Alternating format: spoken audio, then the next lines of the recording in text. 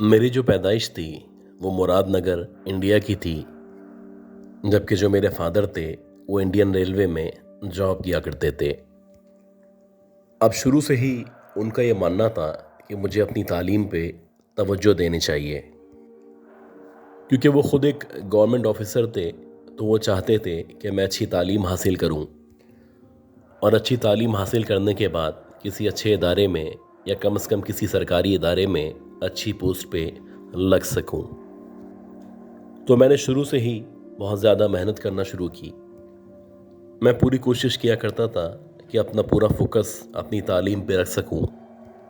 और अल्लाह का शुक्र है कि इसी तरह 1978 में मैंने बहुत अच्छे नंबरों से ना सिर्फ अपना ग्रेजुएशन मुकम्मल किया था,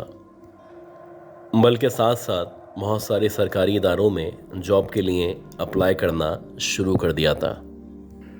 और किस्मत कि जब मैंने मुख्तलिफ इदारों में अप्लाई करना शुरू किया तो लखनऊ शहर के अंदर एक सरकारी इदारे में मुझे जॉब ऑफ़र कर दी गई। ये जो जॉब थी, जैसे कि आम तौर पे सरकारी जॉब्स हुआ करती हैं, 9 to 5 जॉब थी। और अच्छी बात ये थी कि क्योंकि मेरा जो शहर था एक डिफरेंट शहर था और मुझे जो जॉब थी वो लखनऊ में करनी थी, तो ना सिर्फ मेरी रिहाइश का इंतज़ाम किया गया था, बल्कि मुझे रहने के लिए जो जगह फराहम की जा रही थी वो 2 कमरों पे मुश्तमिल थी। बेसिकली लखनऊ के अंदर ये एक सरकारी इलाका था, या आप कह सकते हैं कि गवर्नमेंट जो भी एम्प्लॉयज़ होते हैं उनकी सोसाइटी थी। खैर, जब मैंने उस इदारे में ज्वाइनिंग दी तो ज्वाइनिंग देने के 2 या 3 दिन तक थोड़ी बहुत परेशानी हुई, लेकिन उसके बाद जहाँ पे सरकारी कॉलोनी मौजूद थी या जहाँ पे गवर्नमेंट ऑफिसर्स रहा करते थे, मैं भी वहाँ पे रहने के लिए चला गया। अब ये जो सोसाइटी थी ये मेन लखनऊ सिटी से तकरीबन आप कह सकते हैं कि 20 या 25 किलोमीटर के फासले पे मौजूद थी। तो एक मुकम्मल तौर पे सेपरेट इलाका था और यहाँ पे कुछ मकानात में पहले से सरकारी अफसरान मौजूद थे, जबकि कुछ मकानात खाली थे। अब जब मैं उन क्वार्टर्स में गया तो ये जो क्वार्टर्स थे इनका स्ट्रक्चर इस तरह से था कि जब आप दरवाजे से अंदर एंटर हुआ करते हैं तो एंटर होते ही एक छोटा सा सहन मौजूद था। उसके बाद सामने 2 कमरे मौजूद थे और इन कमरों के बिल्कुल बराबर में एक छोटा सा वॉशरूम मौजूद था। इन कमरों के जो पीछे का हिस्सा था, यानी जिसे आप गैलरी कह सकते हैं, वो मौजूद था। और उस गैलरी के बिल्कुल बराबर में तकरीबन 12 से 13 फीट की दीवारें मौजूद थीं। अब जब मैं पहले दिन उन क्वार्टर्स के अंदर पहुंचा तो दिन के टाइम में मैं वहां पे पहुंचा था। करीब व जवार के जो भी अफसरान थे उनसे मेरी सलाम दुआ हुई और सलाम दुआ होने के बाद मैंने जो भी मेरा सामान था उसको क्वार्टर के अंदर रखना शुरू कर दिया। अब क्योंकि मैं अकेला था, मेरे आगे पीछे इस शहर में कोई भी मौजूद नहीं था, जबकि जो मेरी मदर थी या मेरे फादर थे या जो भी मेरे घर वाले थे वो सारे के सारे उसी शहर में मौजूद थे जहाँ पे मेरी पैदाइश हुई थी। एक अजीब बात ये थी, एक तो ये पुराना दौर था, यानी कि 1980 के करीब करीब का टाइम था, लेकिन वहाँ पे उस एरिया में उस वक्त भी लाइट मौजूद नहीं थी। ऑल्दो ये सरकारी क्वार्टर्स थे, लेकिन गवर्नमेंट का कहना था कि कुछ अरसे में यहाँ पे बिजली फराहम कर दी जाएगी। तो यहाँ के जो भी लोग थे उनकी पूरी कोशिश थी कि जितने भी काम हैं या जो भी सामान लाना है, या फिर अगर आप खाना वगैरह बनाना चाहते हैं तो मगरिब से पहले बना लिया करें, क्योंकि मगरिब होने के बाद वहाँ पे लाइट मौजूद नहीं थी और बहुत सारे लोगों ने अपने पास लैंप या लालटेन रखे हुए थे। खैर, जब मेरी पहली रात शुरू हुई, यानी कि मगरिब के बाद का टाइम शुरू हुआ, तो इत्तफाक से जो पहली रात थी उस रात मेरे पास ना ही लालटेन मौजूद था और ना ही किसी टॉर्च वगैरह का इंतज़ाम मौजूद था। खैर, आगे पीछे जब मैंने लोगों से बातचीत की तो जो बराबर से बराबर वाले क्वार्टर वाले थे उन्होंने मुझे 2-3 मोमबत्तियां दे दी थीं।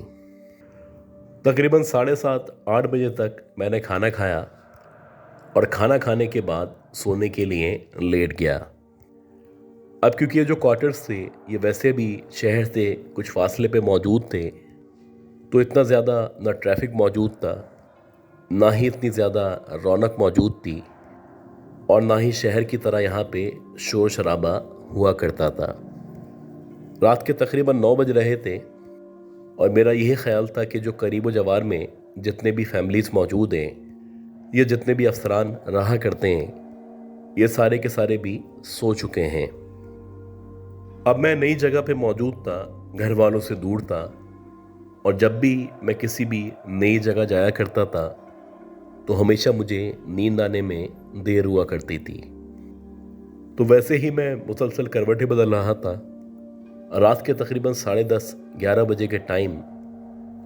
मुझे एकदम से महसूस होने लगा कि जैसे जो पीछे का हिस्सा है जहाँ पे गैलरी मौजूद है, वहाँ पे किसी के चलने की आवाज़ आ रही है।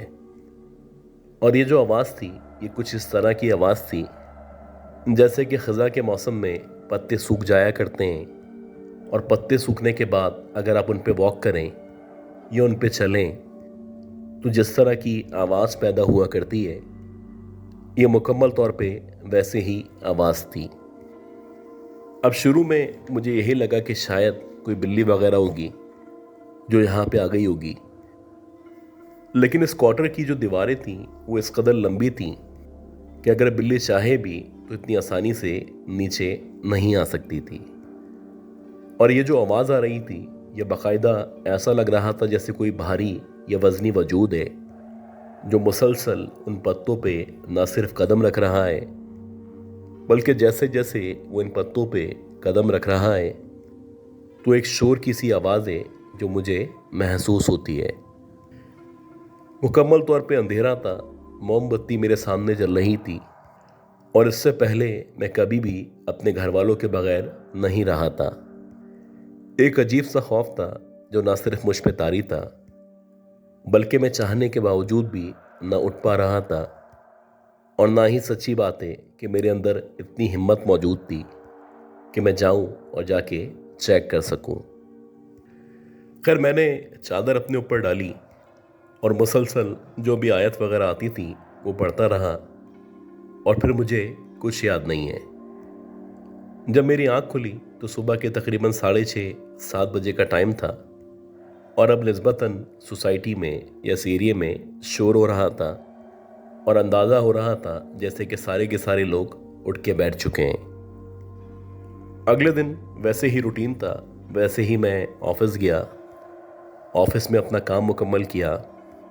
और जो ऑफिशियली छुट्टी का टाइम था उस टाइम के बाद वापस सीधा अपने स्क्वाटर में आके बैठ गया। आज ये जो रात थी ये मेरी स्क्वाटर के अंदर दूसरी रात थी, और जो कल रात मेरे साथ वाकया पेश आया था वो सरासर मेरे जहन से ना सिर्फ निकल चुका था, बल्कि मैं चाहता भी नहीं था कि उस वाकये को रिकॉल करूं। वैसे ही हुआ कि मैंने खाना वगैरह खाया। खाना खाने के बाद मैं लेट गया, लेकिन आज एक अच्छी बात थी कि मेरे पास मोमबत्ती के बजाय लैंप मौजूद था, जिसे आप आमतौर पे लालटेन कहा करते थे। वो ना सिर्फ मेरे पास मौजूद था, बल्कि उसकी जो रोशनी थी वो इस कदर थी कि पूरे के पूरे घर में चारों तरफ फैली हुई थी। वैसे ही हुआ, वैसे ही 9-9:30 बजे मुझे नींद नहीं आ रही थी,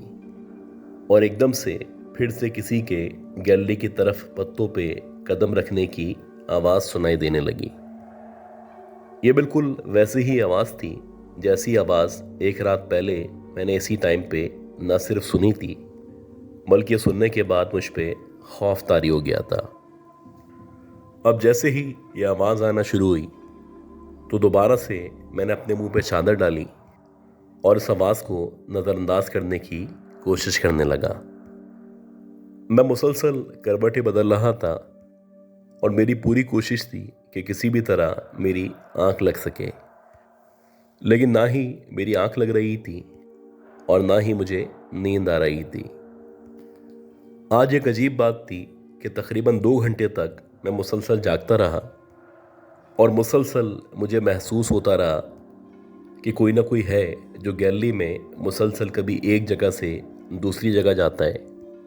और कभी दूसरी जगह से वापस इस तरफ आता है। खैर, जब तकरीबन 2 घंटे तक ये आवाज़ आती रही तो बिलाखिर मैंने हिम्मत की और हिम्मत करने के बाद आयतुल कुर्सी पढ़ता हुआ अपने हाथ में लालटेन लेके पीछे की तरफ जाने लगा। जैसे जैसे मैं पीछे की तरफ बढ़ रहा था वैसे वैसे मुझे महसूस हो रहा था कि जैसे मेरा जो दिल है वो न सिर्फ मेरे मुंह को आ चुका है बल्कि यकीनन कुछ न कुछ मेरे साथ होने वाला है। खैर, जब मैं गैलरी की तरफ पहुंचा और मैंने लालटेन की रोशनी को गैलरी की तरफ किया तो वहां पे हजारों सूखे हुए पत्ते मौजूद थे और इसके साथ साथ अंदाज़ा हो रहा था जैसे इन पत्तों पे किसी ने काफ़ी देर तक वॉक की है, क्योंकि बहुत सारे पत्ते इस तरह के थे जो ना सिर्फ कुचले हुए थे बल्कि क्लियरली ये महसूस हो रहा था कि कुछ देर पहले कोई ना कोई यहाँ पे मौजूद था। हालांकि जब मैंने रोशनी मार के चारों तरफ ऊपर नीचे देखना शुरू किया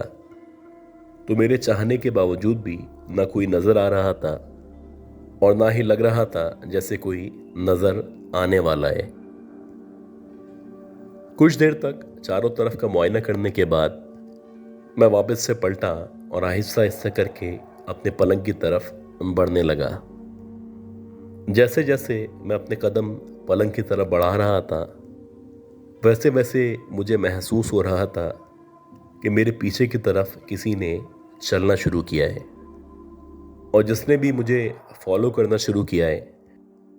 ना सिर्फ उसके कदमों की आवाज़ आ रही है बल्कि अब बाकायदा मुझे महसूस हो रहा है जैसे कि कोई बहुत गहरी गहरी सांसें ले रहा है। एक अजीब सी कपकपी थी जो ना सिर्फ मेरे ऊपर तारी थी बल्कि मुझे शदीद सर्दी का एहसास हो रहा था। ये जो पलंग तक का रास्ता था ये कुछ कदम का रास्ता था लेकिन ऐसा लग रहा था जैसे मीलों का रास्ता है और यह सफ़र ख़त्म होने का नाम ही नहीं ले रहा। खैर, जैसे तैसे जब मैं पलंग के ऊपर बैठा और बैठने के बाद मैंने अपने पीछे की तरफ या बैक साइड पे देखा तो उस वक्त भी पीछे कोई भी मौजूद नहीं था। एक अजीब कैफियत थी, एक अजीब खौफ था जो मुझे बार बार ये कह रहा था कि मेरा इस क्वार्टर में रुकना या यहाँ पे रात गुजारना ठीक नहीं है। अब मेरे पास क्योंकि कोई ऑप्शन नहीं था, ये टोटली सरकारी रिहाइश थी और इसको छोड़ के जाना या किसी दूसरी जगह पे किराए का घर लेना सबसे बड़ी बेवकूफ़ी थी। खैर, अभी जबकि मैं पलंग पे आके बैठा ही था तो उसके तकरीबन 2 या 3 मिनट के बाद ऐसा लगा जैसे किसी ने मेरा नाम पुकारा है। ये जो आवाज़ थी ये बड़ी जानी पहचानी आवाज़ थी और ऐसा लग रहा था जैसे किसी अपने की आवाज़ है। पहले मैंने इस आवाज़ को नज़रअंदाज किया लेकिन जब दोबारा से किसी ने बाकायदा मेरा नाम लेके ना सिर्फ मुझे पुकारा बल्कि अब मुझे लग रहा था जैसे मेरी मदर ने या मेरी माँ ने मेरा नाम लिया है। तो जैसे ही उन्होंने मेरा नाम लिया तो एकदम से मैं उठ के खड़ा हो गया, क्योंकि जो मेरे पेरेंट्स थे या मेरे जो भी घर वाले थे वो मुझसे ना सिर्फ मीलों फासले पे मौजूद थे बल्कि उनका यहाँ पे मौजूद होना या उनकी आवाज़ सुनाई देना किसी भी तरह मुमकिन नहीं था। खैर, जैसे तैसे मैंने अपने आप को समझाने की कोशिश की और मुख्तलिफ जो भी कुरानी आयत मुझे आया करती थी ना सिर्फ मैंने वो पढ़ना शुरू कर दी बल्कि अपने ध्यान को बटाने की कोशिश करने लगा।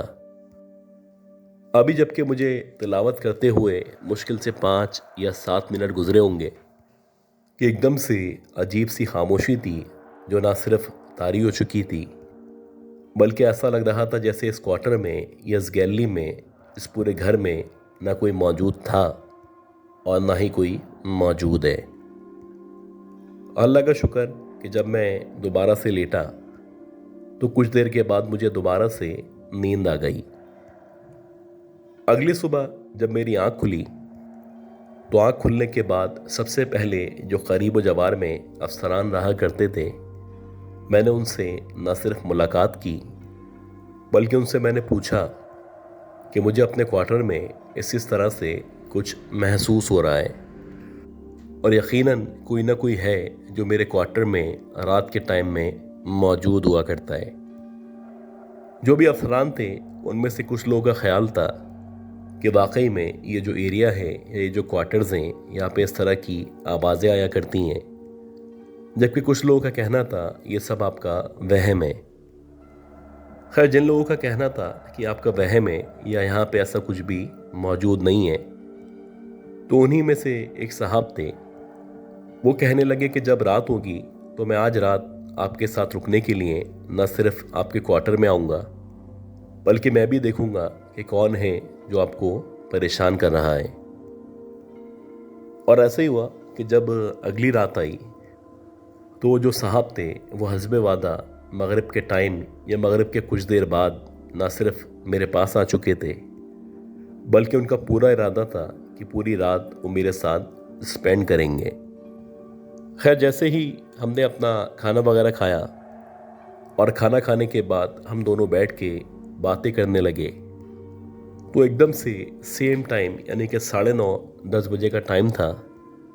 गैलरी में से किसी के चलने की यानी पत्तों की आवाज़ आने लगी। बिल्कुल क्लियरली पता चल रहा था कि जैसे कोई ना कोई है जो ना सिर्फ गैलरी में मौजूद है बल्कि मुसलसल पत्तों पे वॉक कर रहा है। अब ये जो साहब थे ये भी मेरे साथ साथ इन आवाज़ों को सुन रहे थे और उनका अब भी यही ख्याल था कि हो सकता है कोई मोहल्ले वाला हो, कोई क्वार्टर वाला हो जो आपको ना सिर्फ डराना चाहता हो बल्कि वो नहीं चाहता हो कि आप इस क्वार्टर में स्टे करें। खैर, जब उन्होंने इसरार किया और वो मुझे कहने लगे कि चलें मेरे साथ पीछे चलें और चल के देखते हैं आखिर कौन है जो आपको परेशान कर रहा है। उनके इसरार करने पे मैंने जो भी लालटेन थी उसको उठाया और उनके साथ आहिस्ता आहिस्ता करके गैलरी की तरफ या पीछे की तरफ बढ़ने लगा। जैसे जैसे हम लोग गैलरी की तरफ बढ़ रहे थे वैसे वैसे ये जो चलने की आवाज़ थी ये ना सिर्फ बढ़ती चली जा रही थी बल्कि ऐसा लग रहा था जैसे जो भी पीछे मौजूद है उसको अंदाज़ा हो चुका है कि हम लोग उसकी तरफ बढ़ते चले आ रहे हैं। अल्लाह अल्लाह करके जैसे ही हम लोग गैलरी के सामने पहुँचे और जो लालटेन था उसको हमने आगे की तरफ किया तो हमने देखा कि एक औरत है जो कि पत्तों के दरमियान में ना सिर्फ उकड़ू बैठी हुई है बल्कि उसने अपना जो सर है उसको अपने पैरों के दरमियान छुपा रखा है। उसके सर के आगे यानी उसके मुंह के आगे उसके जो भी बाल थे वो ना सिर्फ गिरे हुए थे बल्कि ऐसा लग रहा था जैसे वो अपने मुंह को हमसे छुपाना चाहती है। अब ये जो साहब थे ये बहुत बहादुर थे जबकि मेरी जो हालत थी वो ख़राब हो चुकी थी। खैर, ये जो साहब थे इन्होंने लालटेन मेरे हाथ से ली और आहिस्ता आहिस्ता करके इस औरत की तरफ बढ़ने लगे। अब जैसे जैसे ये इस औरत की तरफ बढ़ रहे थे तो हमने देखा कि इस औरत के जो हाथ हैं या इसके जो पैर हैं या इसका जितना भी जिस्म हमें नज़र आ रहा है वो मुकम्मल तौर पे ब्लैक है और मुसलसल उसके जो बाल हैं वो उसके मुंह के ना सिर्फ आगे पड़े हुए हैं बल्कि वो अजीब तरीके से गहरी गहरी सांसें ले रही है। मैं बिल्कुल कोने में खड़ा हुआ था जबकि ये जो साहब थे मुसलसल उस औरत की तरफ बढ़ते चले जा रहे थे। जैसे ही ये जो साहब थे ये उस औरत के बिल्कुल करीब पहुंचे तो इसी दौरानी में वो जो भी औरत थी उसने एकदम से अपना जो चेहरा था वो ऊपर की तरफ किया। जब उसने अपना चेहरा ऊपर की तरफ किया तो उसके चेहरे पे न सिर्फ उसके बाल बिखरे हुए थे